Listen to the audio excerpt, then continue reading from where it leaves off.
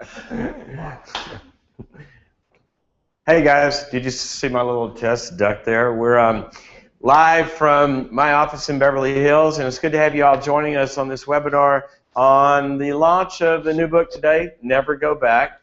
And let's just hop into it. I know that basically you've joined us today because you have friends that are screwed up. I know it's not you, but you have friends that need this. So what I'm going to do is help you help them. And maybe you'll learn something about you two in two areas. We're going to be talking about life, and we're going to be talking about reaching your dreams and goals. So personal life as well as work and companies and goals and dreams and profits and all that kind of stuff as well. All right, so let's hop into it. What is this all about? Well, there's an old story, if you've ever heard this one, called My Life in 5 Short Chapters. Now I want you to ask yourself if you can identify with this, okay? Here's how it goes. I went out for a walk, and I fell into a deep, dark hole, and it took me a long time to get out. Chapter 2.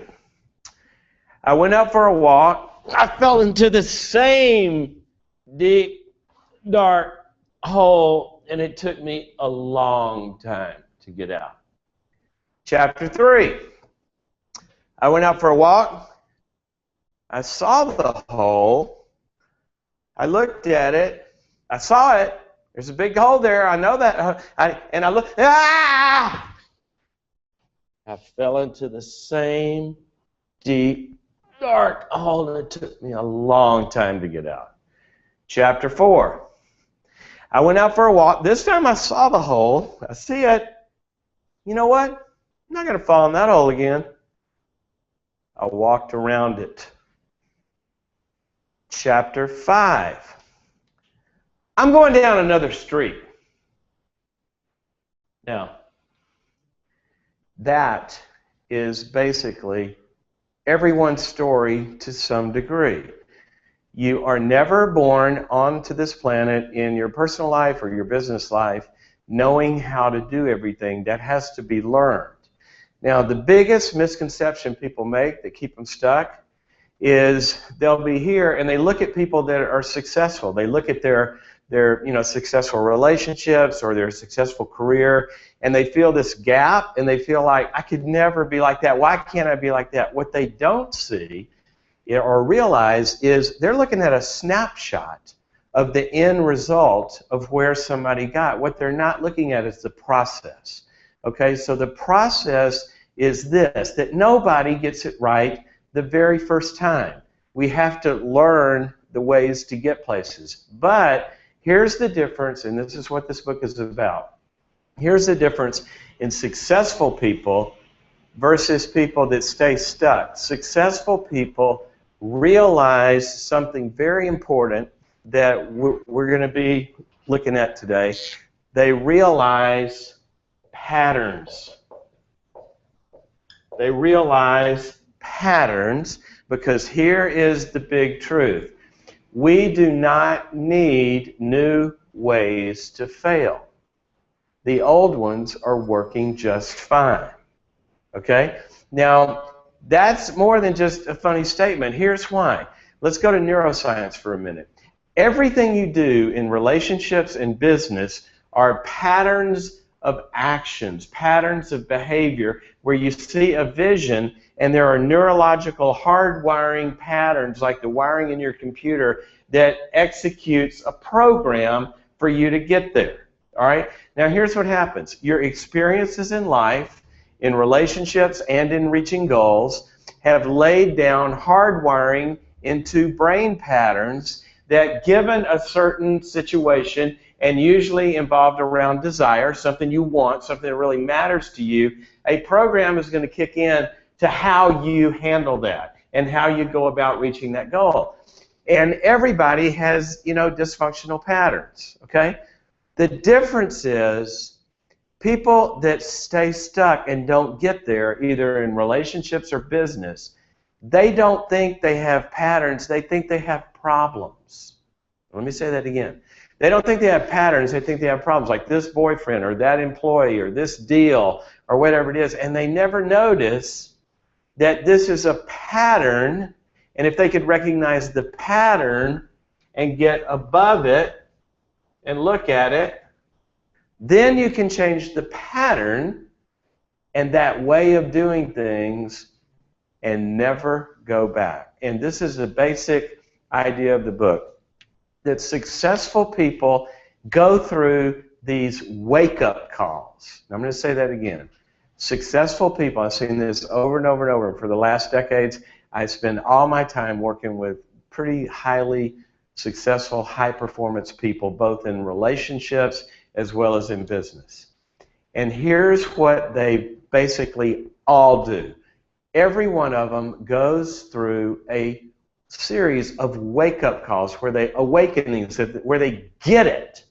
And there's a pattern that they have, and they get it. And once they get it, they never go back to doing it the old way. I'm going to say that again. Once they learn certain patterns that almost everybody can fall into, once they get it, they go through an awakening, and they never go back because they are forever changed. Now, what does that mean? It means that they actually look at it and they develop new patterns of behavior around that issue, and they take another street. Okay? They don't go out for the same walk. They go down a different direction. Here's what we know about your brain. Basically, you don't get rid of patterns or wirings. What you do is you have to lay down new ones. That's why I entitled the book Never Go Back, because you can't go back the old way and do it differently. It is the old way. You've got to go down a new path. You know the old religious word for this? Repent. It means to change directions. I was going that way, I'm going to go this way. And what this book is about, what I want to talk about, a few of them today, are a handful of awakenings that successful people have, never to go back doing it the old way. Now, here's what I did. Over a course of about probably 5 to 7 years, after I started to, kind of see this process in so many highly successful people, I walked around. I always do this. I keep something to take notes on through life. And I started writing down what are some of the key awakenings, these key patterns that successful people have that once they get it, they never go back. And I logged them. And after about 5 or 6 or 7 years, I put the whole pile out there. And you know what? They fell into about 10 piles. That there were these 10 things that people that really do well in business and in life, they all tend to not do these 10 things. Now, I can't go through all 10 of them today. I'll list them for you in a little bit. But I'm going to talk about a few of them. But let me kind of open with a story that woke me up to this. A number of years ago, I had gone into a business deal. I do a lot of different kinds of businesses. And I had one that, was taking a lot of my energy and time, and it was going really well, and a bunch of stuff was happening. And so it was growing. And so what I did was I hired someone to run that business. And then I moved on to some other things. Now, what happens is, as the story goes, over the course of about a year, I thought things were going great. I was getting reports and all this, and the next year looks good, and forecasts and all this kind of stuff, and things are going well. And then one day he walks in and he tells me he needs a big cash infusion to make payroll and other bills. And I mean a big cash infusion. And it was towards the end of the year, and I was expecting a big cash payout because of everything he had been telling me. I said, what are you talking about? Well, long story short, I went searching for the truth, and what happened was pretty much everything that he was telling me was a lot of happy talk, and all the business in the pipeline for the next year was not in the pipeline at all. It was just plans and stuff that he wanted to do. And I thought that I had this big, big profitable year, and what I had was I had a sinking ship that was just bleeding money. And I couldn't believe I'd done this. What had I done? Well, I had hired somebody, 2 things. I did a little due diligence, but not enough. And I didn't basically the person I talked to was his biggest fan. They didn't know some other things about him. And so I did a stupid thing. I put somebody significantly in charge of something that I didn't know enough about. And B, I really didn't stay involved in it enough to know what I was getting was the truth. And basically, I had lost, it turned out to be, way more than a year and a ton of money. All right. So that's the day, D-Day. At the end of the day, I go home, I'm sitting on my patio, and I'm sitting out there thinking basically about only one thing. How could I have been so stupid? How could I have been such an idiot? And that's where my thoughts were. And then the phone rings. I can go answer the phone, and guess who it is? It's my number one mentor, one of my number one mentors in life, who had basically adopted me when I was, 22 or 23 and taught me everything that I know about business. And so here the guy is calling me who is my teacher, my mentor, and basically, I won't tell you who it is. You would recognize the companies, but everything he's ever done is just turned into gold. And I'm talking to him in my worst moment of failure, and he says, "How's it going?" The last person I wanted to call or talk to. I mean, here, my teacher, my mentor, everything he does works. I just made the biggest boo-boo of my life, and he's calling me, and I don't want to tell him this because I'm feeling like an idiot, but I had to tell him. And so I told him. And I told him what I'd done. I hired this person, blah, blah, blah, blah. And I felt like, he's going to fire me as a student, right? The phone goes silent. Silent for a while. Felt like a while. It's probably 30 seconds. Felt like forever.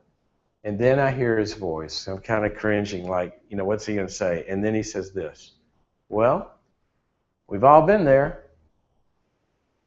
I went, "What? What'd you say?" He said, "We've all been there." And we, what does we mean? You made that mistake? He starts laughing. He goes, "Everybody's ever done anything significant has made that mistake, but once you do it, you'll never go back. You'll never do it again." And that moment was when this whole book started, because I realized, wait a minute, very successful people made the same boo-boos that a lot of us make, but the difference is once they learn it, they never go back. Now, that is this concept. And so what I want you to do is I want you to begin to think about not that you have some problems in business or in life, but that you may have some patterns that have to do with some ways of doing something that you haven't yet observed and seen, and so you don't really know you're going down the wrong street. You think you're dealing with a difficult person or a problem when it's really a pattern. Now, in the book, I talk about 10 of these. I'm going to talk about a few of them today, and let's hop into those. Okay, so I'm going to give you 2 or 3 or 4, maybe, depending on our time, probably 3. Here we go. The first one that really successful people never, ever do, and people that stay stuck do all the time. I mean, I just see it over and over and over. And that is successful people, once they get it, they never return to what has not worked. Okay? They never return to what has not worked. Now, what does that mean? We can't ever go back or mend bridges, or no, it doesn't mean that at all. Let me put this in terms of patterns. Not too many years ago, I was on vacation in Hawaii, and a friend who traveled with the whole family was there. She's single, late 20s, and we're leaving. The day we're leaving, everybody's out on the beach, but she's over talking on her phone, crying. My daughter, youngest daughter, at that time she would have been probably 8 or 9. And I'll call this person Susie. She goes, "Why is Susie crying?"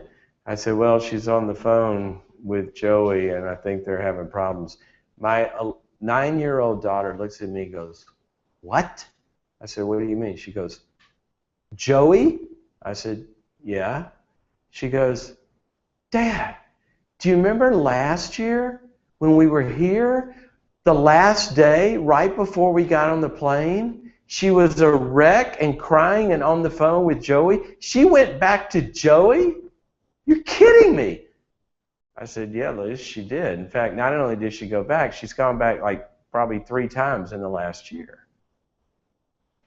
The 9-year-old is looking at this going, why would she ever go back to Joey? I mean, after last year, it's the same thing. Now remember, 5 short chapters, you get too close, you fall in, etc., etc. What had happened? Here's the classic mistake. The classic mistake, and it's based on some brain patterns that people have. You have pain in a situation. So a company you're working for, a relationship you're in, a friend, a network, or something, okay? So there is pain. Now, in that pain, you try to resolve the problem. Why? Because there is also good with the pain, all right? The difference is when you're trying to solve this problem with Joey or the company or whoever it is, you might be in a relationship with somebody that does not resolve pain, okay? So what happens is they don't resolve the pain, and the pain becomes its own issue apart from the good. You don't even feel the good anymore, and all you're dealing with is pain. So what do? You break up with Joey. You leave the company. You leave the person. You leave the situations. You say, I just can't deal with this anymore. You have a necessary ending, right? So here's what happens at that point. You break up. You go down the road. And one of 2 things happens. You miss Joey. And when you miss Joey, that's a normal grief. Guess who you miss? You don't miss the painful Joey. You don't miss the pain at all. What you miss is Joey was so cool. Joey was so bright. There was so much good there in that job or company or that person or church or circle of friends.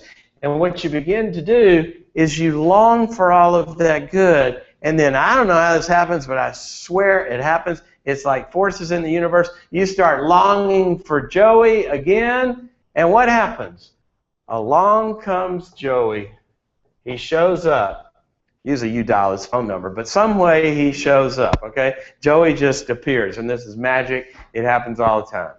And what happens? Oh my gosh, there's that good stuff. I see. And Joey says, I'm really sorry. I won't ever do that again. And blah, blah, blah, blah, blah. And Joey's going to change things. And guess what? It's all good again, isn't it? For about a minute. Because what you forgot was the Joey you're missing does not exist. The strengths in that person that you're longing for them, because you're longing for them and you're just longing for the strengths and the good things, and you've forgotten, wait a minute, if I get the strengths, I get all the pain too.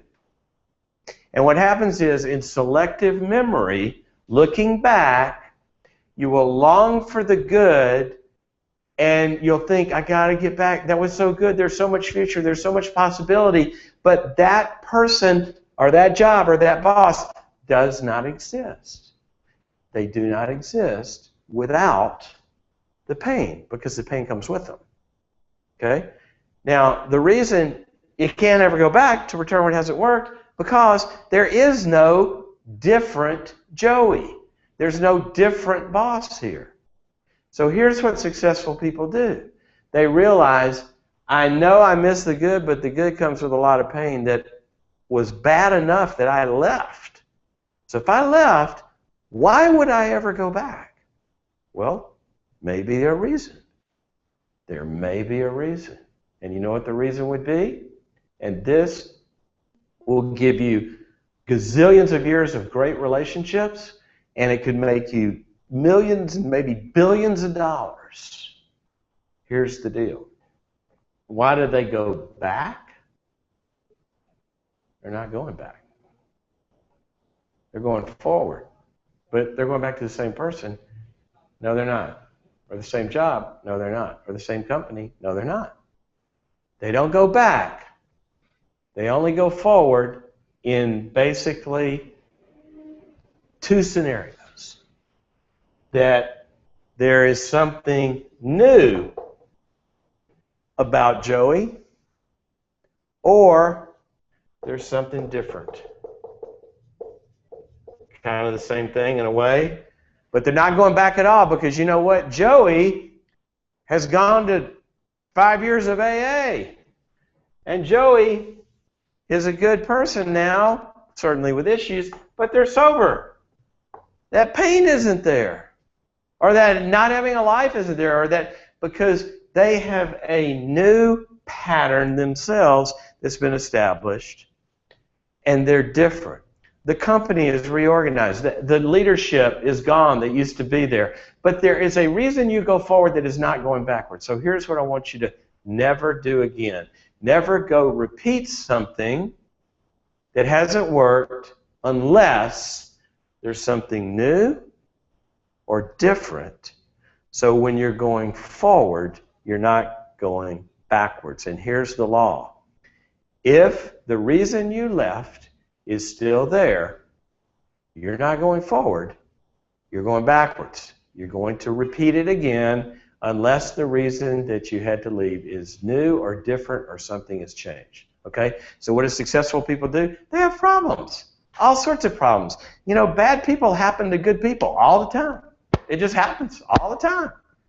But the successful ones figure out, unless something is different, I'm not falling in that hole again. I'm going down a different street. Now, if I go down the different street and around the corner comes Joey and I'm going down the different street, I go, Joey, what are you doing here? He says, dude, I've changed my whole deal. Well, how did you do that? And you hear the whole, and they're not just telling you this, but they're showing you a track record where it really is new. Okay? Successful people, the first one, they never go back to what hasn't worked. If they're going to go back, they make sure something is different or new that really makes it going forward. Okay, that's the first one. The second one is this. Successful people never, ever go back to another pattern after they get it. They wake up. They decided 1,000 headaches is enough. Around one dynamic. Successful people go through a doorway and they realize this one, that they never try to change another person. Never try to change another person. Okay? Now, key words here, try. Because that's pretty much what they do. They try and try and try and try and try. They nag and nag and nag. They motivate. They leave 3x5 cards, you know, in self-help books on the coffee table. They try to, you know, there's a million different scenarios of how to change another person. And the second one is change. Because change involves force that, you know, you're putting to get somebody to do something, and change involves forcing of retweaking some stuff inside of them, and you can't get inside their heads. Guess what? They have control. And so that's where the other one, another person. Basically, we cannot change other people. Now, here's what we can do. We can become change agents, and that's different. So you can't change another person. You can't get somebody to do something. You know the old saying, you lead a horse to water, you can't make the horse drink. Okay? You can become a change agent. You can invite people. You can do a bunch of stuff, which we'll talk about in a second. But you have to use your own agency, and what agency means in the psychological sense is to have control, to have power, to have initiative, to basically be the person that has the steering wheel. All right? And all we can do is use our own agency to make it so that someone else can choose to change or not, but you can't change them. Let me give you an example of this. A businessman came to me one time and said, can you come help me with my company? And I said, what's wrong? And he said, well, my son is going to be, you know, going to be taken over, and I recruited him. It's a great opportunity, and, you know, I've built this business, and he's young, and he's all excited about it and where it could go and all this stuff. And so I said, what happened? He said, well, he came on, and, you know, he's kind of excited. I think he's excited because it's such a big deal and all this, but he just kind of like, you know, he starts coming in later and later, and he doesn't really get involved in the way that I would, both feet in, and like he misses stuff. And I try to get him to see what a great opportunity it is. And if he could do this, you know, it would be, and on and on. And I said, well, why isn't he doing it? He goes, well, he just doesn't have the fire in his belly that I do. I said, really? And he said, yeah. And he said, so I want to talk about how to, you know, kind of get him to do. And the more I heard about this, you know what I heard the dad do? I heard the dad trying to change his son into somebody that A, wanted to do this as bad as he did, and B, had the passion for what it takes to do it as he did. And so what he was trying to do is change somebody that didn't care into caring. Now, the way he was doing this was a lot of different ways of nagging and controlling this, that, and the other. And so basically, to make a long story short, and you've seen this in personal relationships, they're trying to change the person into, you know, being more connecting or being, you know, more responsible or all this kind of stuff. And it basically never works. Now let me tell you why it doesn't work. Guess what? The person feels, ready for this? The other person, let's call this son Joey. Joey's having a bad day today. Let's call this guy Joey, okay? Joey feels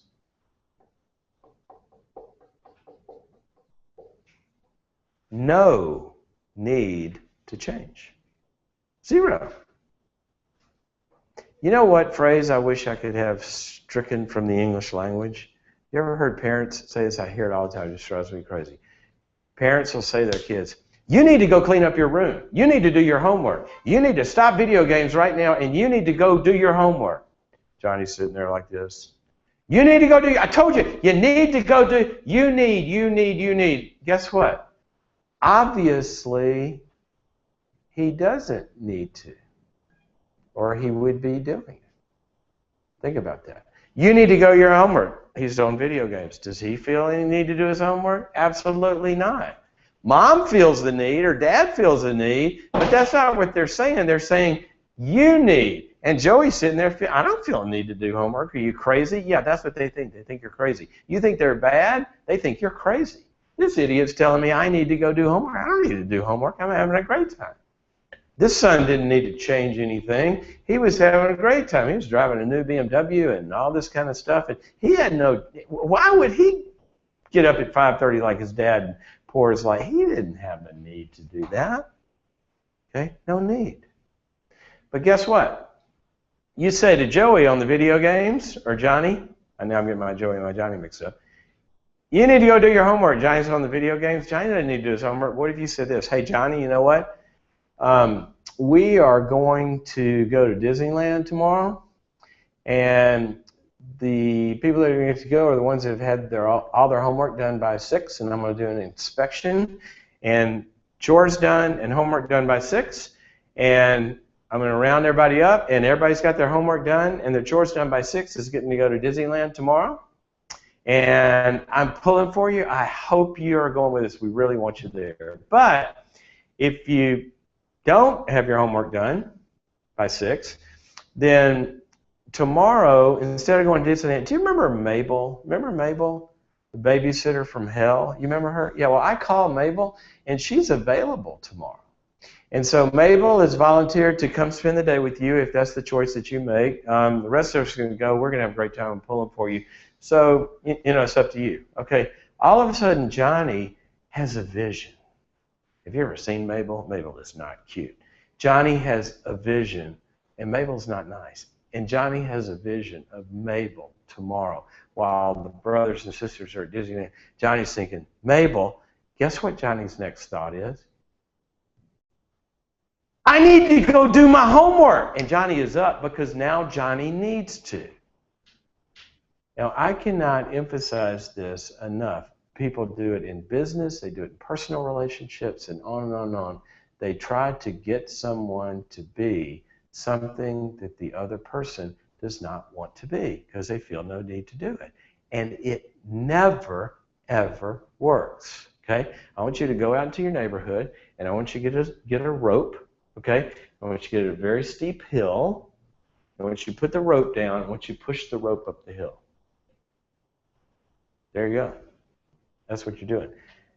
As I used to say in the South, where I grew up, that dog ain't going to hunt. The dog don't want to hunt. Now, you leave that dog out in the woods long enough where they're going to get hungry, they'll start looking for a squirrel. But you can't make people do things they don't want to do. You can't. Or maybe that they're not made to do. One of my favorite sayings is you can't teach a pig to sing. Music's bad and it really frustrates the pig. There are people that until they decide that they need to become more connecting so they can have a relationship with you, or they need to show up and deliver results in work so they can stay there and it'll work, or whatever it is, that when we are change agents, what we do is we tell people, Joey, you know what, this is a great company. Somebody's going to sit in my seat as the CEO. Remember the son? Somebody's going to sit in this seat as the CEO, and they're going to have an extremely incredible opportunity. Somebody's going to do that. Let me tell you about that person. The person who's going to do that is going to show up, and they're going to drive this, and they're going to do this, and they're going to do this, and they're going to do this. Whoever sits in this chair, that's what they'll do. I hope that's you. Right now, it's not, but I hope it is. I hope you want to be. If you don't want to be that person, that's fine. But that's what that person's going to look like, okay? Or you're in a relationship. You know, the person that I'm going to be in a relationship is not going to be somebody that screams at me. It's going to be somebody that's nice and talks and resolves problems. I hope that's you. But until you start to do that, then I can't be in the same house with you, or until you stop doing the drugs, or until you, whatever it is. See, what you got to do is make sure that you are not trying to turn somebody into something that they're not choosing to turn into. It doesn't mean people can't change. It means that you can't change them. What you can do is you can change the context, the consequences, the comfort level of what it's costing them to be who they are, and you can withdraw the rewards of being who they are, and you can do all of that like the father did, or like you do with the kid, but you can't make them change. And sometimes after you've tried, and I believe in inspiring people, giving them feedback, offering them water, so you want to drink some water, but at some point, if they don't want it, you can't change another person. And what successful people do is they get this dynamic. They start to feel it. They go, you know what, I want this more than he does. Or I want this more than she does. Or I care more about their success than they do. I heard a guy say in a very high-level meeting just a few weeks ago, talking about a high-level leader, and this person said, you know what, anybody wants to do better, anybody wants to save something, anybody wants to change the course, I will die to help them. But I will not do anything to try to help somebody who doesn't want to take advantage of it. I'm just not going to try to talk them into taking advantage of it. And that doesn't mean we don't do interventions and we don't confront people. But there's a point at which the real successful people get the physics of it. See, we can exert the physics, the force, the inspiration, the energy, the motivation for people to join and change. Okay? But you can't make them do it because the agency, the control, is ultimately in their heads. Okay? Successful people start to feel at some point, my efforts to get them to choose the inspiration, the offerings, the love, all that aren't working. And at some point they realize, I think I want this more than they do. And then they have a different kind of conversation. That's the kind that they get to put the choice back on Joey's lap. You want to go be with Mabel tomorrow, or you want to go to Disneyland? It's up to you. Okay. The third one that I want to spend a little time on, and I wish I had like more time with you guys. We could talk about, there's no shortage of ways to be screwed up. It is a long, long list, but we do pretty well as humans in just finding ways to be dysfunctional. You know what my definition of dysfunctional? Let me tell you something. If you think that you're dysfunctional because you have problems, You're not dysfunctional if you have problems. That means you're human. Okay? You got issues, turn to the person you're watching this with, turn to them and say this, because it is true. Look them in the eye and tell them what you've been wanting to tell them for a long time. You look them right in the eye and you say, you got issues. Okay? That's true. They do. They're human. And they can look back at you right now, wherever you're sitting, and they say, you got issues. And you know what? You got to wave your hand and say, that's me. I got issues. That's not dysfunctional. It's not dysfunctional to have problems. Here's what's dysfunctional.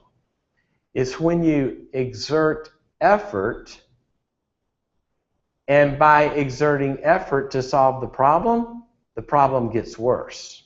That's dysfunction. It's when we try, and the very effort of trying makes things worse and not better. Have you ever been in a job or a situation where somebody doesn't show up for work one day and you go, oh my gosh, we can get something done? They're not here. Oh, wait a minute. They're showing up. They're supposed to be adding something to the program, right? That's dysfunction. Have you ever seen a couple where they're doing fine but they have a problem, and all they got is a little financial problem, or whatever. Every couple has problems.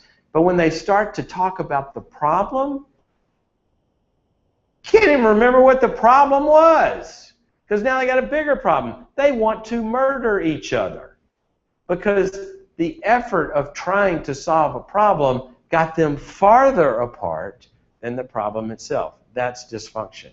And I'm telling you, dysfunction comes from patterns. And so once we realize these patterns and observe them and never go back, that's how we can change. Now, I'm going to give you the third one. What have we talked about so far? You don't want to return to something that hasn't worked, okay, unless something's new or different. You don't want to try to change another person. You want to be a change agent, giving them consequences and choices and all that, but you don't want to try to change another person. And then the third one is, and I have seen this a gazillion times, successful people never, ever believe that they can please everyone. In fact, they do exactly the opposite. They accept and know that anything they do is going to make some people happy, some people don't really care, and it's going to make some people very unhappy, because they know that anything, any choice basically does that. I did an event one time with Tony Blair, Prime Minister of England, and remember what when he was, he had to go through a lot of hard stuff. And I was asking him about leadership, and what he said was, here's what I had to learn, and it's one of the most important lessons that I ever had to learn, and it is this. He said, choices, by definition, choices divide. Choices divide. So if I had to make a decision, I had to be comfortable with the reality that every decision that I made, by definition, a decision divides. It divides the people that want to go one way versus the people who want to go another. It will divide. And if you can't accept that every decision you make is going to make somebody unhappy and work through that or accept that, he says you will stay stuck in life. Very important lesson. It's what this one is about. Successful people never believe that it's possible to make everybody happy or to please everyone. In the book, I tell a story about a number of years ago. For any of those of you who hang out in the faith-based world at all, you'll know the name Bill Hybels. And Bill started Willow Creek Community Church in Chicago, and was the first mega church, seeker church, and started this whole movement. And there's gazillions of people around the world that do that now. Well, when they first started, and they had gotten to really size, and were all over the the magazines and the papers and everything about this new seeker church movement that Bill started, there were a lot of people who didn't like it. The people with the choir robes and no, you can't have church like this. What's all this guitars and music and stuff? And all of the kind of there's so much criticism, but they criticized him on some other things too. About they didn't like just a lot of stuff. You can go back and read the history. But this booming movement around the world, okay? and these harsh critics. Well, I remember one day I was going there to speak, and I was talking to Bill. I said, "Did you read?" And it was an article in a very prominent publication in some other media where a big name was just blasting him in the headlines. I said, "Did you read? What did you think?" And he goes, "I don't know. I don't pay much attention to that stuff." I said, "What?" I said, "You know, this was like no small voice." And he goes, "I know, but you can't worry about that stuff." And then he basically goes, "We got too much to do," and he just moved on. Okay, and it was funny because the very same week, or right in that time, contiguous times, I was with another big Christian leader, and somebody came out and said some things about him, and it was unbelievable. He just marshaled the whole on the phone, everything possible to try to go make this group of critics happy, and that's all he could focus about. Now, here's the thing: when Bill, who's a great leader, when he heard about this, he goes, "I don't know," and he keeps moving. What did he do when somebody was unhappy? He continued to play offense. Continued to do the calling, to do the purpose, to do what they were about. The other person, as soon as somebody wasn't happy, offense went away, and all of the energy and effort and focus goes into playing defense. Guess what happens when you're playing defense? You're not scoring any touchdowns. For life to be lived well, you got to go down another street. Okay? You got to go down a path, because when we're talking about offense, what we're talking about is exerting energy, okay, towards a goal or a vision. Now, here's what happens to people all the time. They start to go into a relationship or a career or whatever it is, and they got offense to go achieve that vision, and somebody doesn't like it, because choices divide. Somebody doesn't like it, and so now they've got to please this other person. They start to waver and this, that, and the other, and they lose what they're about. Now, this is not, don't get me wrong, this is not the same as not listening to criticism, okay? Hybels, other successful people, they eat feedback for breakfast. They look for all the criticism that they can garner. Okay? Tell me where we could do better. What'd you like? What you didn't like? Where can I do better? Where am I screwing up? And they take that and they adapt to that change. But not from everybody. Because here's an important law about this. You can't count your critics. You've got to weigh them. Okay? So the rule is this. You can't please everyone. All right? If you try to please everybody, you're going to get stuck. Can't please everybody. Here's what you want to do. You want to please the right people. And if you really want to be a superstar, if you really want to go to the big leagues in relationships or in business or anything else, you've got to make the right people, R-I-G-H-T, sorry, make the right people angry. You got to make the right people angry. Guess what? If you've been in an abusive, addictive relationship, for example, if you keep being codependent and putting up with what anybody does, they'll be happy. But as soon as you start stand up for something that's right, the control freaks and the selfish narcissists and the people that are unhealthy, they are going to be angry when you make a move towards health. And so what good people do is they make the healthy people happy, because the people that want them to be sober, that want them to be happy, that want them to thrive, are telling them, you got to do A, B, and C, and D. And when they do that, that is going to make the unhealthy people really unhappy, because choices divide. So don't worry about the fact that people are unhappy with you. Worry about who's happy and who's not happy. If the broken and the oppressed and the hurting and the poor and the responsible and the thriving and the good people that are trying to cause good things to happen in life, if they're happy, good.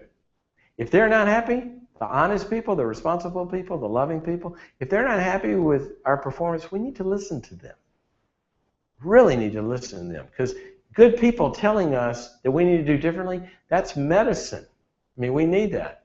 But if the control freaks or the self-centered people are unhappy, usually what that means is it's not about my performance, it's about that I'm not on their program to make them happy for what matters to them, not what is right or what matters to me. So we start to play defense instead of offense. So that's the third one. Successful people, once they realize this, they never go back to worrying about whether everybody is happy. They worry about whether the right people are happy. Okay? So what have we said? Well, in this book, by the way, it's out today. You can find it on Amazon or Barnes & Noble or a bunch of places. They can send it to you or Kindle it. I think it got released this morning, so you can find it. What it talks about is what we've said, that, you know, it's not that we don't, as people, have issues. But there is a big difference in successful people and unsuccessful people in relationships and in accomplishing dreams and goals. And the difference is that successful people see the patterns that cause failure, and once they see them, they turn, they repent. They don't do that anymore. They never go back. Now, here's the last thing I'll leave you with, is that it's not just all of a sudden I go, oh, I'm not going to do that again. You know what it takes? It takes two things to change. And in the book, I outline all the different subparts of this, which we don't have time to go into today, but there are pieces to it. And basically, it starts with this idea. And if I could have you do anything today for the rest of your life, it would be this. I would want you to give up forever. Never go back to the concept of self-help. Okay? Self-help is an oxymoron. There's no such thing as self-help. If you can do something, then you can do it, and maybe you hadn't been doing it, and you can say, oh, I'm not going to do that anymore, and then you just stop doing it. That's fine. People do that all the time. You know, there's people who say, yeah, I was, eating unhealthy, and I'm going to stop doing that, and they start to eat healthy, and they just stop, or anything else. But there are patterns that if they're ingrained patterns and you can't just help yourself, then there's only one known system of change. Because trying to change yourself in a closed system, we're the ones with the problem, and we're the ones that are trying to solve the problem. Remember what Einstein said? The same thinking that got us into this is not going to be the thinking that gets us out of this? Because that's a closed system. Okay? Here's what happens. It's called open system change. And what happens is, instead of a closed system, I talk about this almost in every book I write. This is a key principle, that we as a person, we as people, or you as a person, or me as a person, if we're a closed system, we're not going to change. We have to open ourselves up to two things: new sources of energy, okay? We got to have people to support us, to teach us, to inspire us, to move us, to coach us. Why at the halftime at a football game, they don't send the players, the losing team especially, they don't send them home for, microwave popcorn. What do? They gather them up and they start to speak energy into, and the coach begins to talk to them, and they make them believe and all this kind of stuff, and you get in groups of other people that are growing and achieving goals, and you catch it. We know that forward motion in human energy is contagious. We know that from research. You surround yourself with people that are growing and are getting healthy, you will grow and get healthy. You surround yourself with people that are not, and there's nobody with some energy going in the other direction, then we deteriorate. So we must have people that we open up to that help us do that. And the second thing is we have to have what's called a new template or a structure or a path. So this means we need new principles, we need new wisdom, we need new ways, we need to learn stuff. What you're doing today is you're opening up and you're receiving some principles and maybe a little energy. You know, I might be motivating you to do a little of this, or the people that you're watching this with. That's what you've got to continue. So you've got to see the pattern. It takes a wake-up call. I want you to look at your pain. Pain is really, really, really a good teacher if we don't medicate it. Okay? If we really sit there after being with a person, you ask yourself, forget about what you want. What's it like to be with them as it is now, without something new or different? Okay? What's it like, not what you think this can be, but what's it like to truly be in it? And sit with that pain and let that motivate you. So we're motivated by pain or we're motivated by wisdom. Ultimately, that's your choice here. We can be motivated by pain or we can be motivated by wisdom. Wisdom is basically taking the pain of others and avoiding pain by using the pain that they've learned. In the book, I've got 10 of wisdom things, the pain that people live out. I would encourage you, go the wisdom route. Learn the ways and the patterns of people that have gone before you and use that wisdom to avoid pain. But if you don't, then listen to your pain. Value your pain. Let it speak to you. And once you see the pattern that's causing that pain, never go back. Okay? Open up to some people that can help you and get some new paths to do that. Thank you guys for joining us. It's been, how are we? I got to ask my production crew, are we out of time? We're about there. Okay, we got about 5 minutes or so. And so that's what I hope we had, because I wanted to tell you about a few things.